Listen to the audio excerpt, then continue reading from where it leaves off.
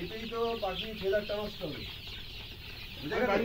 এই যে পাখির যে শরীরটা নষ্ট হবে বা এই যে ফেদারটা যে নষ্ট হবে, তার যে গেজটা নষ্ট হবে, একটার ঘরে একটা যতখানি ফাঁকা থাকবে, ধরুন একটা একটা করে যদি এরকম সারাউন্ডিং এ থাকে যেভাবে খাচ্ছে, এইভাবে হলে কিন্তু এদের গায়ে চোট আসবে না। কিন্তু যখনই এক জায়গায় 50-100টা হয়ে যাবে তখনই চোট এসে যাবে। ফলে সমস্তটা কিন্তু আপনাকে ঘুরিয়ে ফিরিয়ে এবং ছড়িয়ে ছিটিয়ে সমস্ত জায়গায় দিতে হবে।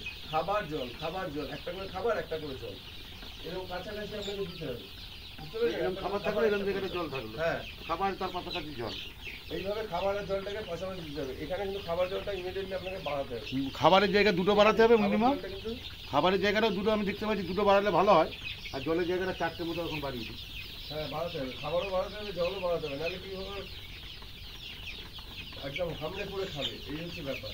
সাফিসিয়েন্ট হচ্ছে না, হচ্ছে না। যেমন ওই মিটিংটা একটা প্রয়োজন হচ্ছে না। আর দ্বিতীয় কথা কি হচ্ছে, আরো যেহেতু জলটা কম হচ্ছে, কম হলে যখনই জল শেষ হয়ে যাচ্ছে, আপনি জলটা দিচ্ছেন, তখনই একসাথে সবাই এসে এবার যে বেইমানি করবেন, আপনি সব কিছু কষ্ট করে ছেলে মেয়ের জন্য করলেন, কালকে যে সেই ছেলে মেয়ে আপনাকে 100% দেখবে কোনো গ্যারেন্টি নেই, কিন্তু এখানে গ্যারেন্টি আছে। এটা গ্যারেন্টি আছে।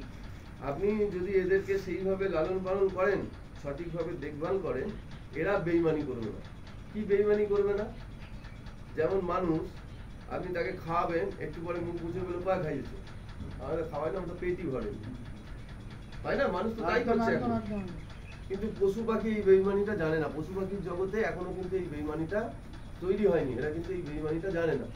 ফলে আপনি যদি তাকে দেখভাল করেন, তাহলে তার রেজাল্টটা কিন্তু তার শরীরে আপনি পাবেন। ভালো দেখভাল করবেন, খাওয়া দাওয়া দেখবেন, তার চেহারা ভালো হবে। ভালো চেহারা মানে আপনার ব্যবসার উন্নতি, রোগ ভোগ তার হবে না, সে মরবে না। বুঝতে পেরেছেন? তো এই হচ্ছে বিষয়, যে আপনাকে প্রথম থেকে তাকে গুরুত্ব সহকারে দেখতে হবে, নিজের মতো করে দেখতে হবে। যতখানি গুরুত্ব দিয়ে আপনি দেখবেন, ততটাই আপনারই প্রফিট। কারণ এখানে বেইমানির কোনো জায়গা নেই। আপনি মানুষের জন্য করলে বেইমানি পাবেন, পশু পাখির জন্য করে কোনো বেইমানি পাবেন না। এরা বেইমানি জানে না। এবার ব্যাপারটা হচ্ছে, মানুষ দেখুন, আরো কতগুলো উদাহরণ আমি দিচ্ছি। মানুষ আর পশুর মধ্যে তফাৎ কোথায়? মানুষ সব দিক থেকেই বেইমান।